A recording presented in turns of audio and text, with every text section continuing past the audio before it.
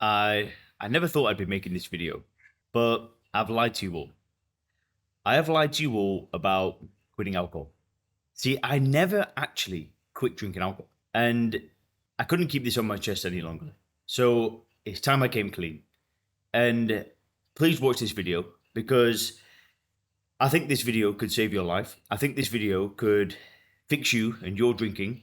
But I've got to sacrifice myself. So let me get into things. But to understand what happened, you've got to watch this entire video, right? You can't be skipping it and missing out. You've got to go through this whole video to get the real message of what I'm going to tell you today. But over the past 7 years, I've never actually quit alcohol. And in fact, I hate holding this camera that much that I'm actually going to put it here and I'm going to stand in the pool so I can rest it on this chair. I'm going to put that there. I'm going to jump in the pool. I'll stand here in the pool and then I don't need to hold the flipping camera. So what am I talking about? Well, think what it actually means to quit something. Usually, we quit things when the going gets tough.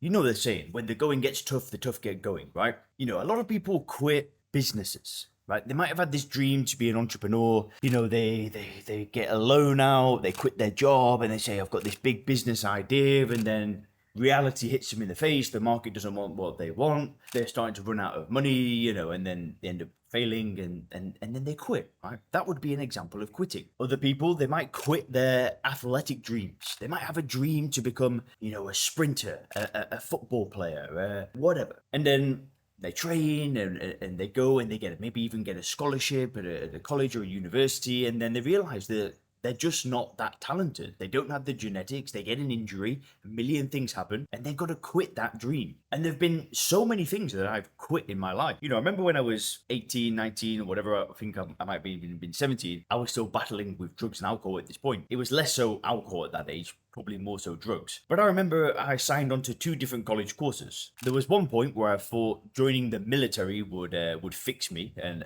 that would get me on the straight and narrow. So I applied to join the RAF. I did the tests. Then I realized that I couldn't go in as an officer without a special like qualification in England. So I enrolled in this qualification and I quit. Like it was like 8 months in and I was like, I ain't going to school no more. Screw this. I want to just smoke weed with my friends. I quit. That's an example of quitting. Then I did the exact same thing with the next college course that I rolled on, which was tree surgery. And then I realized that, listen, I don't like heights. I don't like being at the top of a tree with a chainsaw cutting it down.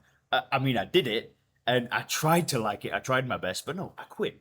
That wasn't for me. So when we're thinking about quitting here, what we're really doing is we are making a commitment to ourselves that we're gonna follow through on some dream, on some passion, on some goal, and then we give up. That's quitting. It's giving up. And there's nothing wrong with quitting. There's nothing wrong with giving up. Sometimes giving up is the best course of action. You know, if your childhood dream is to be a soccer player, and then all of a sudden you've got a baby on the way and you've got a young family and you're telling your wife like, no, I'm going to make it in the big leagues, and you're actually a 30-year-old guy with a pot belly and you know, you've had surgery on your knee, you're never going to become a professional soccer player, right? If you were to keep pushing on that dream, that's just irresponsible, right? It's probably time to give up. It's probably time to quit. So I told you that I didn't quit alcohol, and that is 100% true. And this is the reframe that I want you to make. I haven't drank alcohol for over 7 years, but I didn't quit it. Yep. And for those of you that were praying on my downfall, clicking on this video, hoping I'd relapse,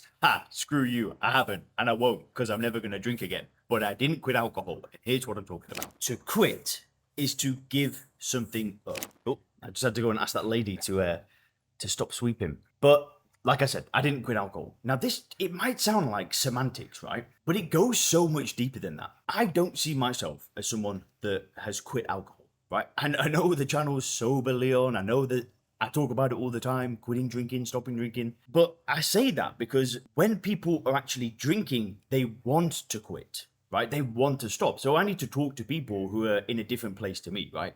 I'm not in a place where I'm looking for help and trying to stop drinking anymore. That problem's solved. So I have to use certain phrases and terminology to meet people where they're at. But I just see myself as a 100% normal person that used to have a drug addiction. That's it. I don't see myself as this sober guy that's won a battle and won a fight.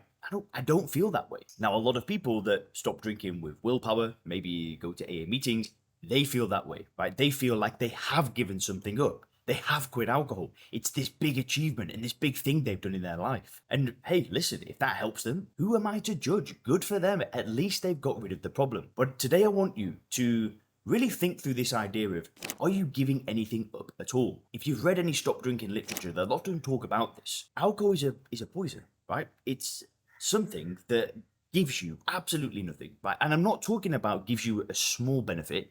It gives you nothing at all. At the beginning, it might feel that way, but eventually there's no benefit to consuming that stuff. We know that now. There was a study published in 2018 by The Lancet that says there is no safe amount of alcohol to drink. The WHO have updated their guidelines to say that there is no safe amount of alcohol to drink. This is a carcinogenic thing that causes cancer, that destroys pretty much every cell it comes into contact with. It will shorten your life expectancy. It kills hundreds of thousands of people a year, if not millions, across the world. Listen, how are we giving anything up? We ain't giving up nothing. We're not quitting anything. What we're doing is we're making an exchange. We're exchanging poison, right? We're exchanging a life of addiction, of having a chain around our neck for a life of freedom. That's not giving anything up. That's an exchange. See, I didn't quit alcohol. I just changed the way that I viewed the drug. I got into a place where I could see it for what it is, and then I made a simple, logical decision to remove it from my life and just get on with things. So, if I were you right now, and I was struggling to stop drinking, I'd change the way I view things, right? I'd change the way that I'm looking at this entire problem. And if you want help doing this, if you want help getting into this frame of mind where you can take it or leave it whenever you want, but you will always choose to leave it, right? I can drink when I want. If I go and have a beer today, no problem. Guess what? I'm never going to. That's true control, by the way. True control is not having one or two drinks and stopping. True control is having the choice, but never choosing to, because why would you want to? But if you want help getting there, I have good news. Right now, I'm offering a handful of roadmap calls where we can jump on a short call together to see if working together could be a good match. See, I've designed a new system called the Soberclear system, where we help you reframe the way that you view alcohol using a totally new method called first principles thinking. And then what we do is, rather than go to the past and sit and talk about war stories or anything like that, we focus on the future and we use coaching. So, we're talking about getting healthy again, right? Being better in our relationships, making more money in our career, in our business.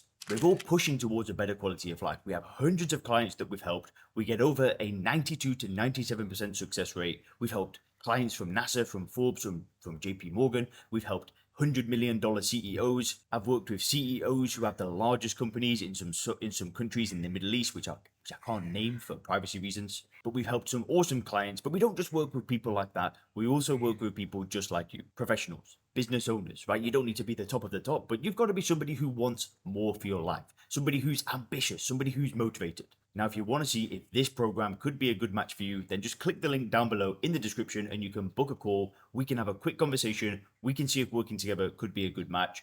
The calls are totally free. I'll give you some good information on that call anyway. So whether we decide to work together or not, you'll still get a ton of value from that call. So again, click the link down below. We ain't going to quit alcohol together. We're going to change your damn life. Click the link and I'll speak to you soon.